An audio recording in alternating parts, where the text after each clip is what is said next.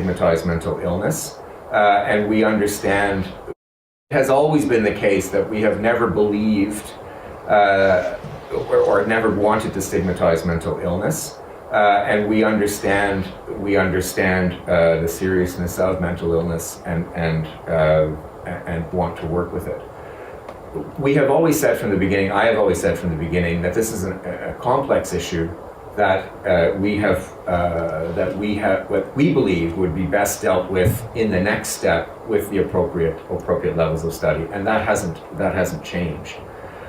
What has changed is we're working with the Senate. We're working with the Senate as an institution that, as a government, we have reinvigorated, and we're working with them in good faith. They have come back with an amendment and a fear with respect to mental illness that we now have to respond to in a very real way. We are doing that.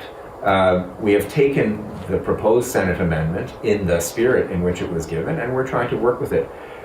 What has happened in effect is that we haven't changed the ultimate position. I haven't changed my ultimate position, which is mental illness is an issue that is serious but best studied because of its complexity in the next step. That hasn't changed. What we've done is we've given it a time limit. The Senate asked for a shorter time limit. I've pushed back for a longer time limit, and our government has agreed, and this is the motion we've put forward. So really all we've added is, in a sense, a time limit on the debate on mental illness. I think the reality is that mental illness is a reality. I think the reality is the Supreme Court made a decision in Carter that set the parameters for the debate. And we have said as a government all along that we were going to try to conform to the principles set out in the Carter decision. And that's what we're doing. It was always the case that mental illness was going to be considered. And it was always going to be the case that it was going to be taken seriously.